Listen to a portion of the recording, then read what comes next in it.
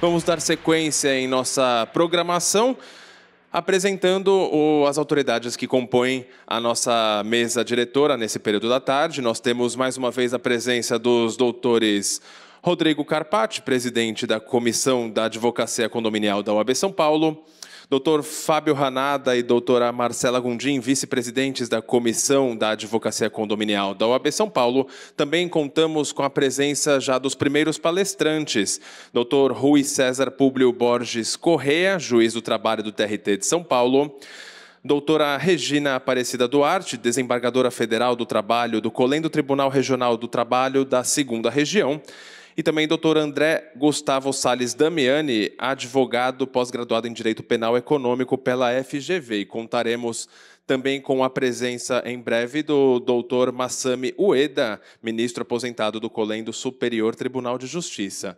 Passo a palavra agora ao doutor Rodrigo Carpati para início dos trabalhos da tarde.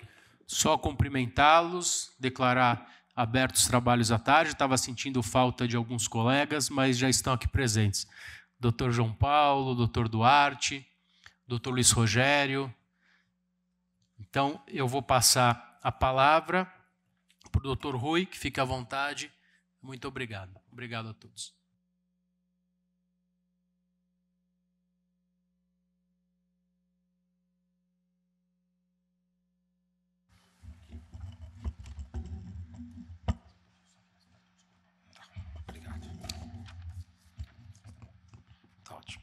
Boa tarde a todos. Com muita alegria e satisfação, eu gostaria de saudar os membros da mesa, agradecer o convite do Dr. Fábio Ranada, saudar o Dr. André Damiani, Dr. Rodrigo Carpati, minha colega desembargadora, doutora Regina Duarte, a todos os presentes, também saudar a minha mãe, desembargadora do trabalho, doutora Vera Marta Públio Dias. É com muita alegria e muita satisfação que eu venho a essa casa. Eu fui advogado durante 4 anos, quase 5 anos, e, na realidade, eu acabei sendo criado aqui no centro de São Paulo, porque minha mãe era procuradora do Estado ali na PPI, então eu sempre passava as férias acompanhando ela. E meu pai tinha escritório aqui na Rua Maria Paula, no número 181. Então, aqui para mim essa região é muito boa. Além disso, estar nessa casa me deixa muito feliz e muito contente. Eu fui convidado para falar sobre as tendências do direito do trabalho e aspectos que digam respeito a essa modernização, a presença a presença virtual de empregados ou não nos condomínios. E eu inicio minha fala falando de um aspecto histórico que nós, no direito do trabalho, enfrentamos.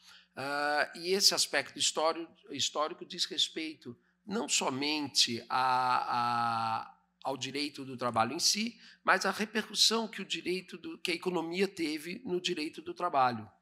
No final da década de 80 do século passado, nós tivemos uma abertura da nossa economia e nós percebemos que os produtos importados eram muito mais interessantes. Além de uma melhor qualidade, eles tinham preços muito mais acessíveis. Isso fez com que as empresas tivessem que adequar a sua forma de produção.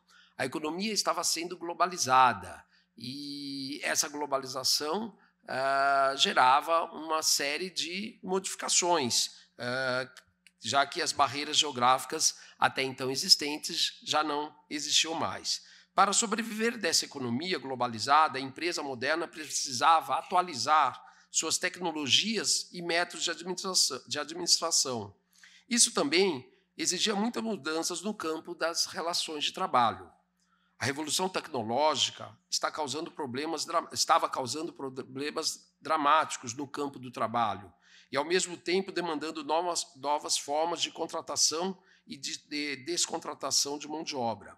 A velocidade das inovações estava sendo meteórica. Os robôs estavam se multiplicando a taxas alarmantes. A penetração da informática seguia taxas crescentes.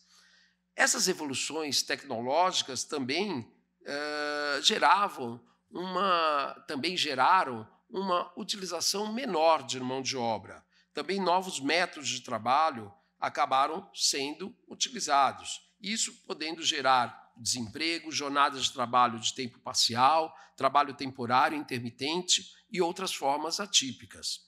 A população mundial possui uma massa fantástica de desempregados.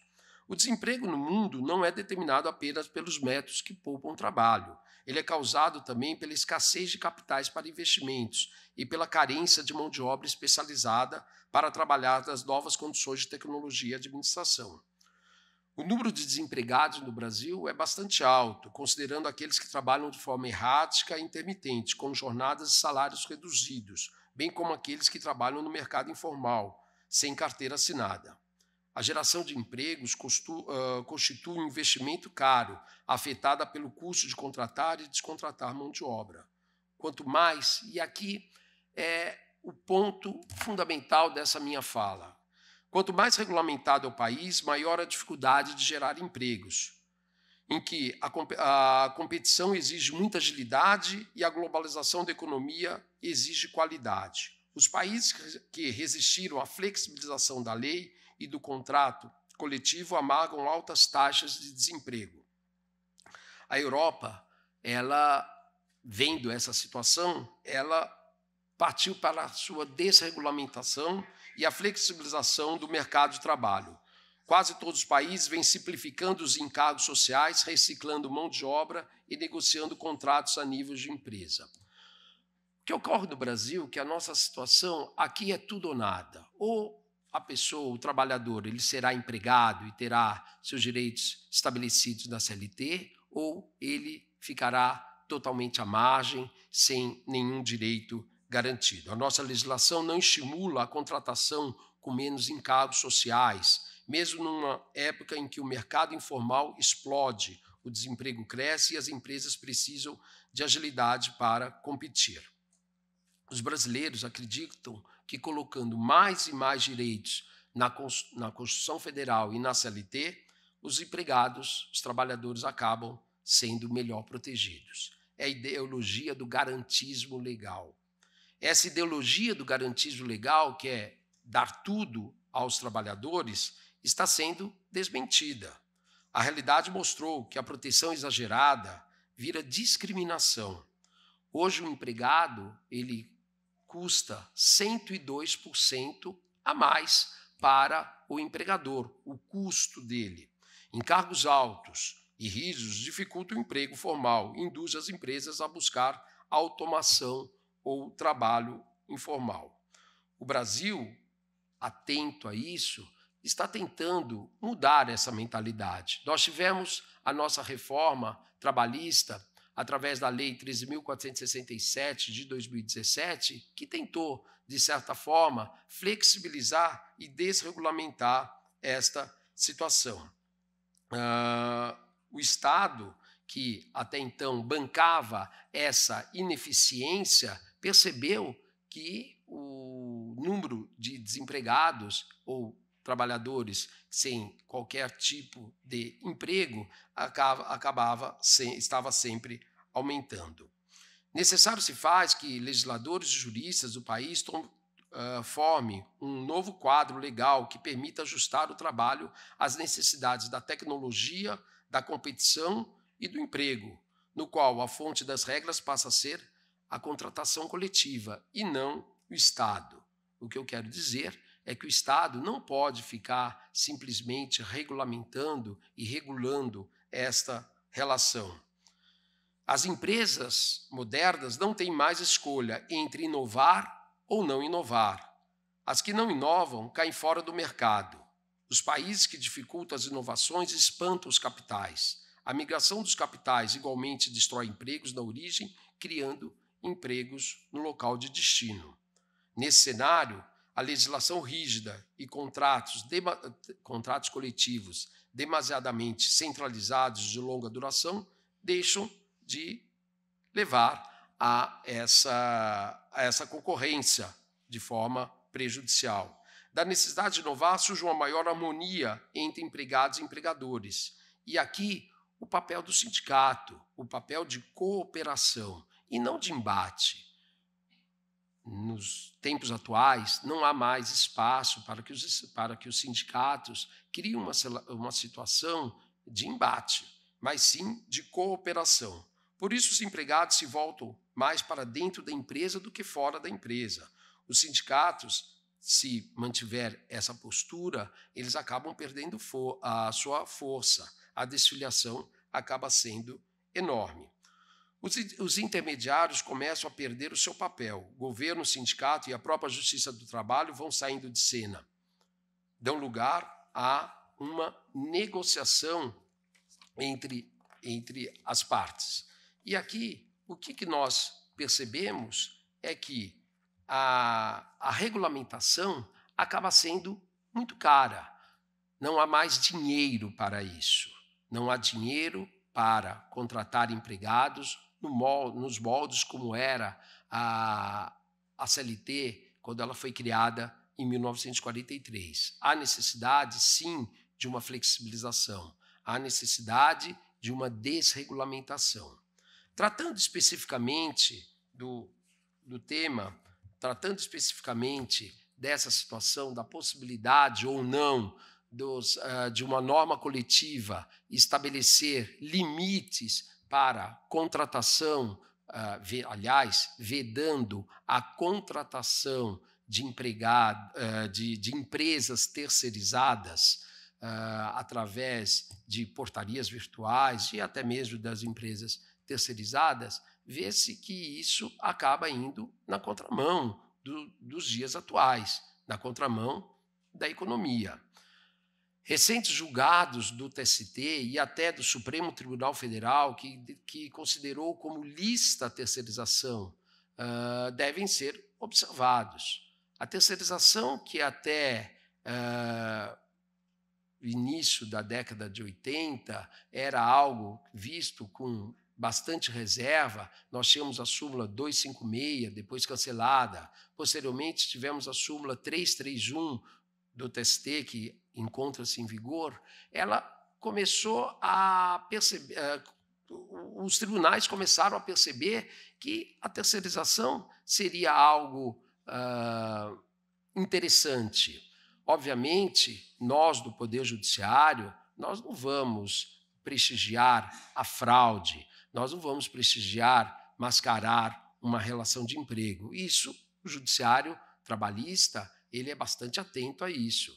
Eu até cito um caso que ocorreu no condomínio que eu morava, não moro mais nesse condomínio, quando, numa determinada reunião de condomínio, querendo o mote da reunião era reduzir a taxa condominial. Então, foi falado vários assuntos e tudo mais, e, enfim, no dia seguinte, eu peguei o elevador e eu encontrei a síndica do prédio. Eu morava no nono andar e nem sabia que andar que a síndica morava. E ela pegou e ela já estava dentro do elevador, eu de paletó e gravata, mas eu não costumo dizer que a minha atividade é ligada ao mundo jurídico, ela também não sabia, e ela, puxando o assunto, perguntou para mim, o senhor gostou da reunião ontem? Eu falei, muito interessante, foi a deixa para ela começar a puxar assunto, né? Porque daí ela pegou e falou, olha, eu já sei o que a gente vai fazer, nós vamos demitir todos os empregados. Daí, quando eu fui falar alguma coisa, ela falou, não, mas o senhor não se preocupe, porque nós vamos recontratá-los através de uma cooperativa, eles vão devolver os 40% do fundo de garantia. Aí eu pensei, será que dá tempo? O elevador já estava no quinto, eu não morava no nono, já estava no quinto andar, eu ia para a garagem. Aí eu falei, será que vale a pena eu ensinar direito do trabalho? Eu falei, não dá tempo. Daí eu lembrei daquele slogan da OAB, na dúvida, consulte um advogado. Falei isso para ela, doutor André, né? Consulte um advogado. Ela falou, não precisa, já falei com um contador, é possível. Eu falei, vai em frente, né? Eu acabei me mudando desse prédio, não foi por isso, mas isso, né? Isso, obviamente que isso é fraude. Obviamente que isso o Poder Judiciário não pode aceitar, né? Então, devolve os 40%, contrata os mesmos empregados e segue a vida. Isso não tem sentido. Agora, falar sobre modernização, falar sobre novas tecnologias, por que não? Nesses acordos que eu até acabei trazendo aqui, fala exatamente sobre isso. Fala da livre iniciativa, onde os condomínios têm o total poder, e até fala sobre direito de propriedade, fala que os condomínios têm, sim, legitimidade de estabelecer qual é a melhor forma de administrar o seu próprio condomínio. Os condôminos, obviamente, eu não vou entrar nessa área de direito civil, de condomínios, mas quando a gente fala de um condomínio, as pessoas estão ali, têm um objetivo comum, e nesse objetivo comum, eles ali pautam as suas regras. Obviamente, nesses acordos falam, desde que essa negociação, desde que essas regras não acabem violando a lei, não há problema nenhum nesse sentido. Daí porque, quando surgem normas coletivas que estabelecem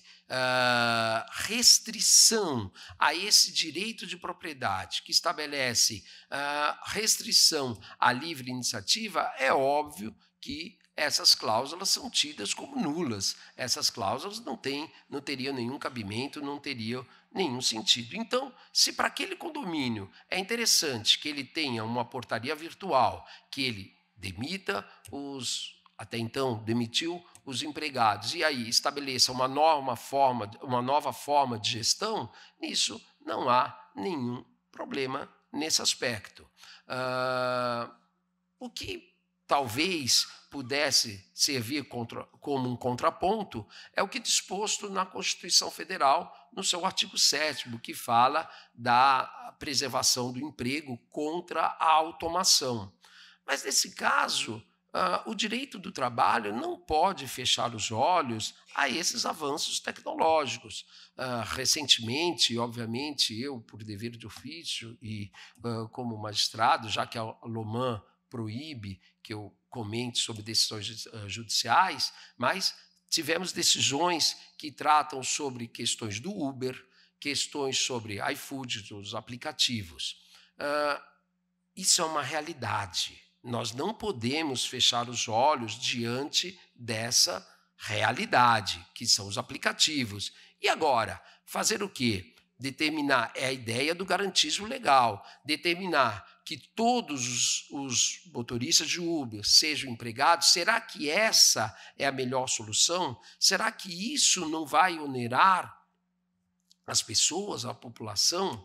É o que eu disse, o tempo do dinheiro acabou. O tempo da proteção também acabou. Nós temos que observar novas formas, sem esquecer, claro, a origem do direito do trabalho. O direito do trabalho surgiu, de fato, para proteger os trabalhadores, desde a Revolução Industrial até no livro do professor Amaury Mascaro, ele fala sobre isso, quando não havia uma fixação de um salário, quando não havia uma limitação de jornada de trabalho, não havia limitação para idade de trabalho, então crianças de 4 ou 5 anos trabalhavam, aí sim surgiu o direito do trabalho como uma forma de proteção. Mas será que os trabalhadores hoje precisam dessa proteção exagerada? Será que... E é muito interessante, eu posso também dar um exemplo. Recentemente, eu julguei um processo onde, numa determinada cidade aqui na Grande São Paulo, TRT de São Paulo, é a cidade de São Paulo, Baixada Santista, Litoral Sul e Grande São Paulo. Numa dessas cidades da Grande São Paulo, havia a ideia de acabar com os cobradores de ônibus. E o sindicato, obviamente, não queria que acabasse com esses cobradores de ônibus. Bom, mas será que se justifica hoje em dia termos cobradores de ônibus, onde um cidadão fica de um lado para outro, 2 horas para lá, 2 horas para cá? Será que o bilhete eletrônico não seria algo muito mais interessante, muito mais célere, muito mais economicamente viável? Então, vejam, são situações, novas profissões vão surgindo. até voltando a essa questão do Uber, não sei se os senhores, com certeza os senhores se recordam, quando o Uber veio para o Brasil, houve um movimento dos motoristas de táxi, agredindo até os motoristas de Uber, os passageiros também, a gente tinha que descer antes, no aeroporto era perigoso, na rodoviária também, porque os motoristas de táxi estavam fazendo piquete. Isso também aconteceu do surgimento dos bondes aqui em São Paulo. Os carroceiros, aqueles que levavam as pessoas, falaram: não, nos bondes vão tirar o nosso emprego. Mas o direito do trabalho é dinâmico. O direito do trabalho faz com que surjam novas profissões. Há 10, 15 anos atrás, não havia técnico de telefone celular. Hoje, eu que quebro tanto celular, eu sou dependente dele. Por quê? São profissões novas que surgiram. Daí porque, quando a gente fala de uma norma coletiva que restringe a liberdade, a livre iniciativa, isso me causa uma certa preocupação. Eu não vejo como dar legitimidade, e ainda bem, o TST, nessas decisões, ele também fala sobre isso, que essas cláusulas são nulas. Também poderíamos falar, bom, mas e a livre negociação? As partes podem negociar livremente. Podem, mas desde que não venha ferir preceitos relacionados aos direitos e garantias individuais e de direitos coletivos. No livro do professor Maurício Godinho, ministro do TST, ele fala dessa livre negociação, da criação de normas. Mas ele faz uma ressalva nessa ideia da criação de normas, que as normas não podem ferir garantias constitucionais. Razão pela qual eu entendo que essas normas acabam tendo a sua validade questionada e são nulas de pleno direito. Outro ponto que eu também gostaria de mencionar diz respeito à legitimidade dos sindicatos, principalmente do sindicato patronal, de estabelecer essas cláusulas. Vocês sabem, o sindicato, por força do artigo 8º da Constituição Federal, ele representa a categoria em questões administrativas e questões judiciais. Isso vem previsto no artigo 8º, inciso 3º da própria Carta Magna, da Constituição Federal. Agora, mas e esse sindicato patronal, será que eles são bem representados? Será que, nesse caso, o sindicato patronal participou? Todos os condomínios foram convidados para participar dessa Assembleia que fixou essa norma? É algo também que, no próprio voto, aqui menciona que a legitimidade também é algo a ser questionado. Enfim, são essas breves considerações que eu queria fazer e me coloco aqui à disposição de todos e agradeço mais uma vez a oportunidade. Muito obrigado.